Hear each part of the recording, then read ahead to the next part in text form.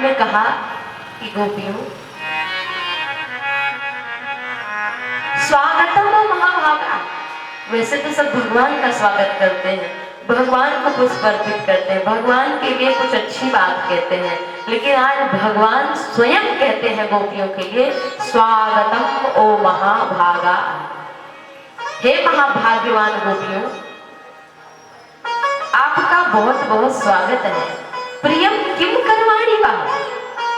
भगवान कहते हैं हे प्रिय, तुम किस लिए यहाँ पर आई हो? ब्रजस्या नाम अयम कश्चित ब्रूतागमन कारणम। यहाँ आने का कारण तो बताओ। अब तो गोपियां मन ही मन खींच गई कृष्ण पर। एक तो मुरली बजा के बुलाया मुझको, गोपियों के अपने अपने नाम सुनाई पड़ रहे हैं, उस मुरली की धुन में सुनाई पड़े तो वो कह रही है कि तुमने तो मुरली की धुन में हमारा नाम पुकारा, ललिता विशाखा, हम सब ने सुना अपना नाम, और अब तुम कहते हो क्यों आई हो? पहले तो बुलाते हो और फिर हम सब कुछ छोड़कर। एक सन्यासी भी मन से विरक्त बहुत मुश्किल से हो पाता है। गृहस्थ की फांसी इतनी कठिन है, गृह कारज नाना जंजाला ते अति दुर्गम शैल विशाला। उस गृहस्थ की फांसी को हम छोड़ करके हे कृष्ण आपकी शरण आई हैं, और आप कह रहे हो क्यों आई, क्या करने के लिए आई? भगवान ने कहा अच्छा कभी रात नहीं देखा तुमने जंगल की ना, इसलिए आई हो। कभी तुमने चंद्र को नहीं देखा है, रात में कभी यमुना के पुलिन को नहीं देखा है, इसलिए तुम आई हो। तो देवी देख लो, दृष्टम वनम कुष्मितम राकेश कररंजितम यमुना जलतरु पल्लव शोभितम। हे देवी देखो ना, ये यमुना का पुलिन है, ये देख लो, ये बालुका चमक रही है, और रात वाले जो कमल है ये सुंदर खिले हुए हैं। देखो ना, ये चांद कितनी सुंदर लालिमा लिए हुए निकला है, कितनी सुंदर शीतल मन सुगंधित वायु बह रही है ना, कितना अच्छा लग रहा है। चलो ठीक है, देख लिया ना तुम सबने जंगल, अब जाओ घर लौट जाओ।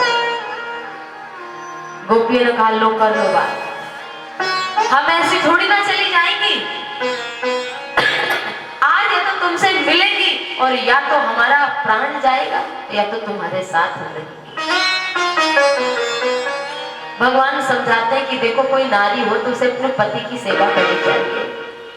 दुःशीलो दुर्भगो वृद्धो जडो रोग्यो धनोऽपि वा पतिः स्त्रीभिर्न हातव्यो लोकेप्सु भिरपातकी। भगवान स्वयं अपने मुंह से कह रहे हैं कि पति कैसा भी होवे, दुःशीलो, थोड़ा उसमें सील ना हो, दया ना हो, ऐसे पति की भी देवी सेवा करनी चाहिए। भगवान अपने मुंह से कह रहे हैं दुःशीलो दुर्भगो, यदि उसका भाग्य अच्छा ना हो, कोई काम कर रहा हो सफलता ना मिल रही हो, तो पति से बहुत नाराज हो जाए कि तुम्हारे साथ तो रहना बेकार है, और बात बात में उसे गाली सुनाए, बात बात में उसे बात सुनाए, अवहेलना करे उसकी, उसको अच्छी बात ना बोले, तो सोई ठीक नहीं है। देवी पति थोड़ा बुरा हो तो चलो उसको माफ कर देना चाहिए। दुःशीलो दुर्भगो वृद्धो, हो सकता है पति वृद्ध हो गया हो, ऐसे पति की भी अवहेलना न करनी चाहिए। अब वृद्धावस्था में वो ज्यादा काम नहीं कर पाएगा, ऐसे पति की अवहेलना। और जड़ो, हो सकता है जब विवाह हुआ हो तो बड़ा समझदार रहा हो, बड़ा विवेकवान रहा हो, बुद्धिमान रहा हो, लेकिन विवाह के बाद उसकी बुद्धि थोड़ी जड़ हो गई, मूर्ख हो गया, या समझ उसकी कम हो गई हो। कुछ लोगों का होता है कि दिमाग बाद में उनका कम काम करने लगता है, तो ऐसे पति की भी अवहेलना नहीं करना चाहिए। रोग्यो, यदि कोई रोग हो गया हो देवी पति को दैववश, तो ऐसे पति को भी नकारना ना चाहिए। रोग्यो धनोऽपि वा, निर्धन हो, क्योंकि धनी पति होगा तो सांसारिक वस्तुएं ला पाएगा, और जब उसके पास धन नहीं होगा तो वो कहां से वस्तुएं लाएगा। तो ऐसे पति अगर निर्धन पति है तो भी उसका सम्मान करना चाहिए। और गोस्वामी तुलसीदास जी वही बात कहते हैं, वृद्ध रोग बस जड़ धन ही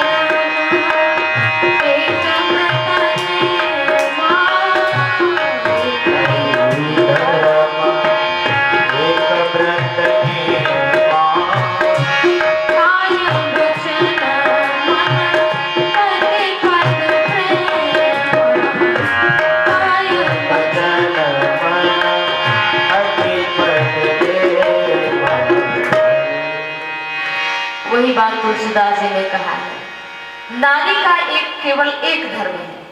अगर ब्राह्मण है, क्षत्रिय है, वैश्य है, शूद्र है, तो चारों वर्णों के लिए धर्म की व्यवस्था, कर्म की व्यवस्था अलग अलग है कि ब्राह्मण को क्या करना चाहिए, क्षत्रिय को क्या करना चाहिए, वैश्य को क्या करना चाहिए, शूद्र को क्या करना चाहिए। लेकिन पत्नी के लिए, नारी के लिए एक ही धर्म है, एक ही धर्म है, एक व्रत नेमा कि काय मन वचन पति के चरणों में प्रेम करना। वो चाहे ब्राह्मण कुल की नारी हो, चाहे क्षत्रिय कुल की नारी हो, चाहे वैश्य कुल की नारी हो, चाहे शूद्र कुल की नारी हो, सबके लिए बस पति से प्रेम करना। यदि पति आतताई नहीं है, तो अधर्मी नहीं है, तो ऐसे पति का अपमान भूल करके भी नहीं करना चाहिए। भगवान कृष्ण ये गोपियों से कह रहे हैं। और यही बात अनुसुईया माता ने माता सीता से कहा। भगवान ने कथा सुनाने लगे कि देखो पति कैसा भी हो, एक तुम्हें कथा सुनाता हूं, देखिए। एक पति था, बड़ा गरीब था, और वो जंगल से लकड़ी बीन करके ले आता था। इतनी पति प्रथा हमारी थी कि पति बहुत गरीब था तो भी उसकी सेवा करती थी, और गर्मी के महीने में पंखा चलती रहती थी। एक दिन जब वो लकड़ी लेकर के आया, पति बहुत थका हारा था, 2-2.5 साल का उसका बेटा था, नन्हा सा, और वो खेल रहा था। ऐसे ब्राह्मण थे कि नित्य वो यज्ञ हवन करते थे। आए, लकड़ी का बोझ उतार करके पति ने रख दिया किनारे।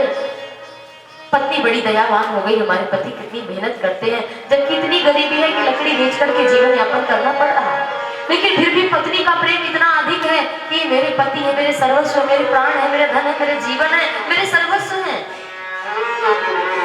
अपने आंचल से अपने पति का पसीना पोंछा और शीतल जल लाकर के गर्मी के महीने में दिया।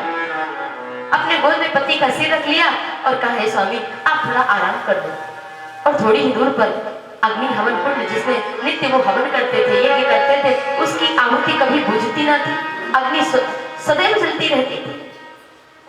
छोटा सा बालक है, वो खेल रहा है, पत्नी देख रही है कि पति सो रहा है और बच्चा बालक उस अग्नि कुंड की तरफ बढ़ रहा है।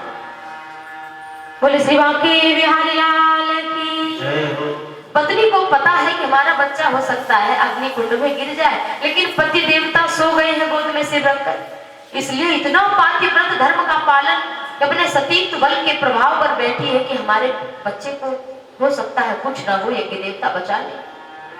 और यदि मैंने मन कर्म वाणी से अपने पति की हे यज्ञ देवता सेवा की हो, तो मेरे बच्चे की मृत्यु नहीं होनी चाहिए।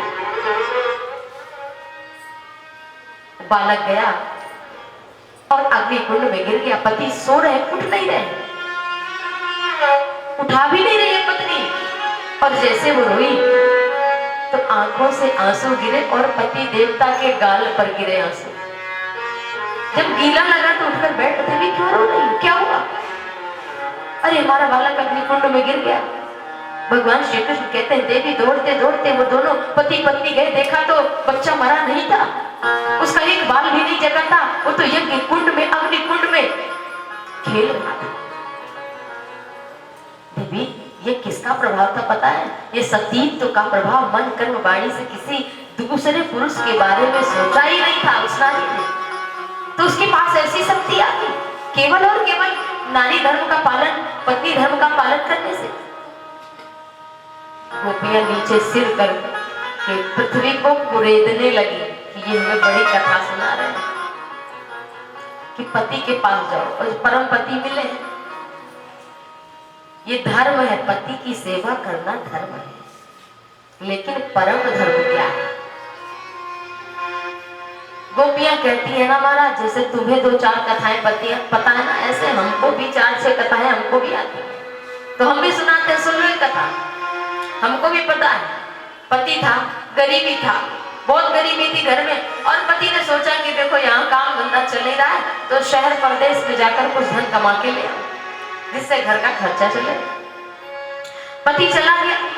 पत्नी बड़ी पातिव्रत धर्म का पालन करती थी, फोटो घर में रख ली थी और उसी फोटो की अगरबत्ती करती, धूप बत्ती करती और भोग लगा के भोजन करती। पति तो है नहीं, पति परदेश में, फोटो वाले पति की बड़ी सेवा वो कर रही है।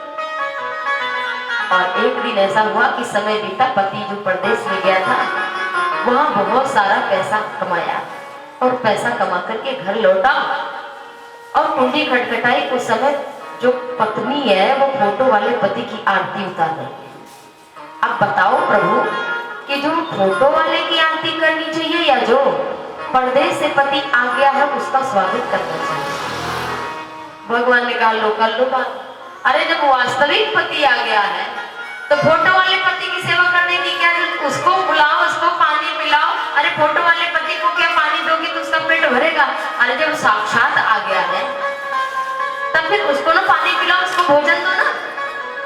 अब तो बड़ी प्रसन्न हो गई, बोले लो आपने अपने मुंह से फैसला कर दिया ना।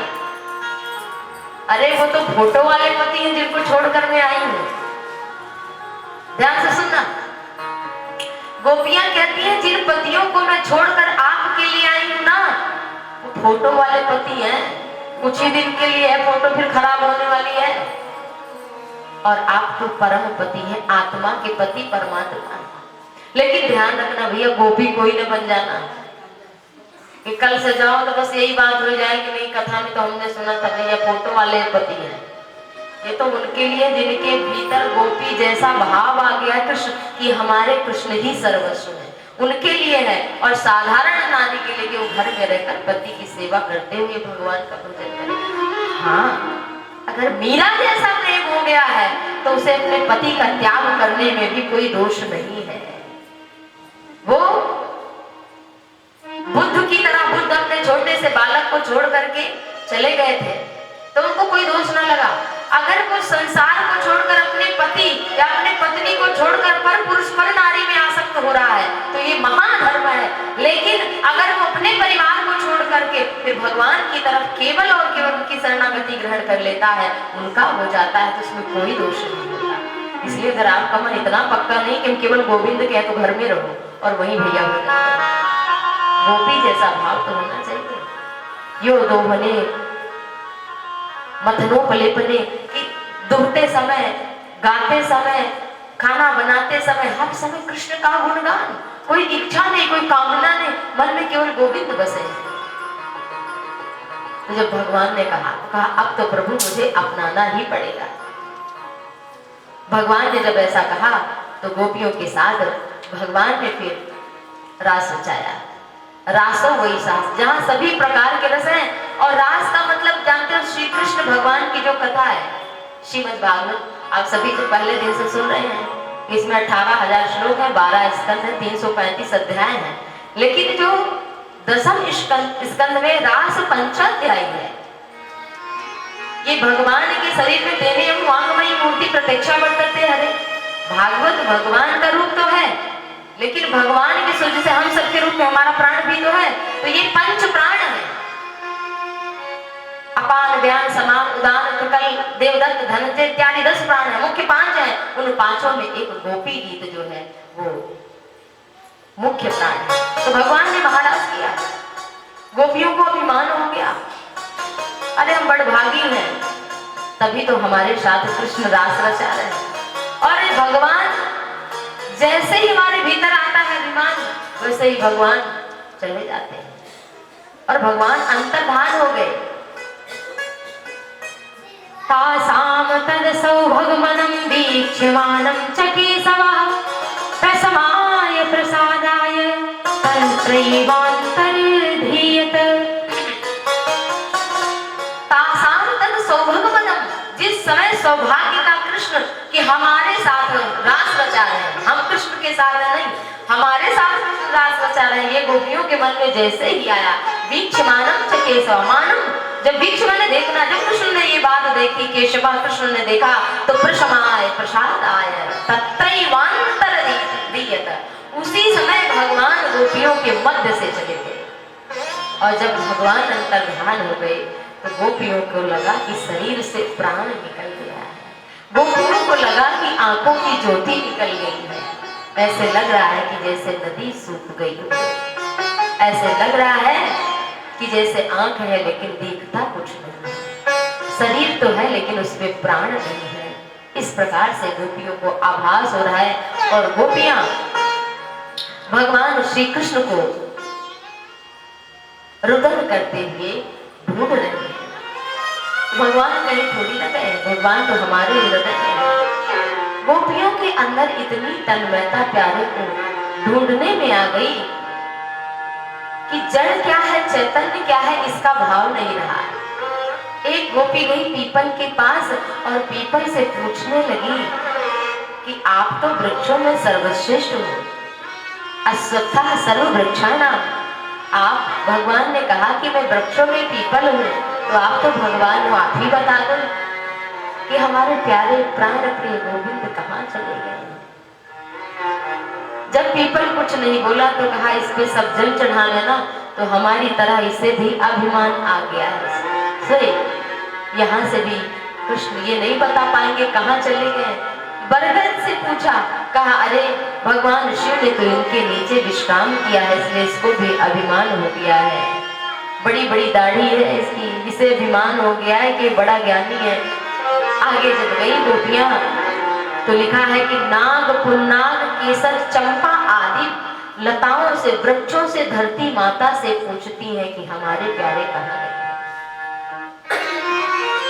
आगे बढ़ी गोपियां तो तुलसी माता से पूछती हैं, कच्चित तुलसी कल्याणी गोविंद चरणा प्रिय सहकाल कुलैर विभ्रद दृष्टस्तेति प्रियो च्युतः। हे तुलसी महारानी, तुम ही बताओ ना हमारे श्याम सुंदर कहाँ गए हैं। तुम तो हमारे प्यारे के गले में सुशोभित रहती हो। कृष्णो अहम पश्यति गति, गोपियों की ऐसी गति हो गई कि सब में कृष्ण देखने लगे। एक गोपी तो बन गई श्री कृष्ण स्वयं, भूल गई कि मैं गोपी हूँ। एक भृंगी नाम का कीड़ा होता है, भाई मम कीट भृंग की नाई, आपने सुना होगा, तुलसीदास जी ने भी ये लिखा है, भाई मम कीट भृंग की नाई। एक कीड़ा होता है भृंगी, वो किसी भी कीड़े को पकड़ करके ले आता है और बंद कर देता है मिट्टी के अंदर, और उसको दिन रात अपनी आवाज सुनाता है, और कुछ ही दिनों में, महीने में वो अपने जैसा स्वरूप उसे दे देता है। भृंगी कीड़ा किसी भी कीड़े को पकड़ कर ले आता है और भृंगी कीड़ा ही बना देता है हमारा। तन्मयता आप जैसा सोचोगे, अगर नित्य राम का, कृष्ण का ध्यान करोगे तो उनके जैसा स्वभाव बनेगा, उनके जैसा चरित्र बनेगा, उनके स्वरूप का, उनके चरित्र का ध्यान करोगे तो वैसा रूप स्वरूप व्यवहार वाणी आपकी स्वतः बन जाएगी। तो गोपियां कृष्णो अहम पश्यति गति, लाली मेरे लाल की अजित देखो तितला, लाल ही देखन में मैं हूँ है गैला। कृष्ण को, कृष्ण की तन्मयता में इतनी समाहित हो गई, उनके प्रेम में, उनके चिंतन में, कि वो स्वयं अपने को कृष्ण मानने लगे। रोते रोते आगे बढ़ी, देखा कि कुछ बालुका में धसे हुए चरण दिख रहे हैं। गोपियों ने सोचा ये किसके चरण हैं? एक गोपी ने कहा ये आराधिका के हैं, श्री राधा रानी के चरण। उन्हीं चरण कमल का आश्रय लेकर के एक स्थान तक पहुंची जहां पर श्री राधा रानी, श्री राधा रानी को भी होश नहीं है। राधा रानी को जब भगवान लेकर के रास रचाते हुए आगे बढ़े तो संत जन कहते हैं श्री राधा में मान हुआ, अभिमान तो नहीं, क्योंकि श्री राधा रानी साक्षात कृष्ण है, उनकी आह्लादनी शक्ति है, स्वयं कृष्ण ही है। तो दो रूपों में तो भगवान मानो लीला करते हुए श्री राधिका को छोड़ गए हैं। और जब राधिका को कृष्ण नाम से जगाया तो श्री राधा रानी से गोपियों ने पता पूछा कि श्याम सुंदर कहाँ है। तो श्री राधा रानी ने कहा कि भगवान कृष्ण हमारे प्यारे प्राण प्रियतम कहीं ढूंढने से नहीं मिलेंगे, उनको तो बस भाव से, प्रेम से पुकारो और वो वही हमें प्राप्त हो जाएंगे। तो तो गोपियों से श्री राधा रानी ने कहा कि हम सभी चलते हैं यमुना के पावन तट पर। संत जन कहते हैं जो गंगा का घाट है वो ज्ञान का घाट है, और जो सरयू का घाट है वो वैराग्य का घाट है, और जो यमुना का घाट है वो भक्ति का घाट है। तो भगवान ज्ञान से देर में मिलेंगे, वैराग्य से देर में मिलेंगे, लेकिन प्रेम से शीघ्र मिलेंगे। तो श्री राधा रानी ने कहा कि भगवान को पाने का राम ही केवल प्रेम प्यारा, अजान ले हो जो जान निहारा। मिला ही न रघुपति बिनु अनुरागा, किए जोग जप ज्ञान विरागा। कितना भी जो ज्ञान यज्ञ जब तक करो, लेकिन शीघ्र भगवान श्री राम भी अरण्य में जब पहुंचते हैं तो सबसे पहले किससे मिलते हैं? सबरी से। इतने ऋषि मुनि हैं वहां पर, उनका पता नहीं पूछा। सर्वंग जो साक्षात शरीर धारण करके विमान आया था, ब्रह्मलोक जा रहे थे, उनका पता ना पूछा। अगस्त ऋषि साक्षात भगवान के अवतार है, उनका पता ना पूछा। राम ने सबरी कहाँ रहती है? तो आज जो प्रेम है उसी से भगवान, तो आप ज्ञान नहीं, वैराग्य नहीं, आप भक्ति तो करो ईमानदारी से। ज्ञान क्या है, वैराग्य क्या है, भक्ति प्रकट कर देती है, क्योंकि भक्ति तो माँ है। और आइए हम सभी गोपी गीत का 2-4 श्लोक जरूर गाएं, क्योंकि गोपी गीत के गाए बिना भागवत की कथा का फल नहीं मिलता, और गोपी गीत भगवान श्री कृष्ण का मुख्य प्राण है।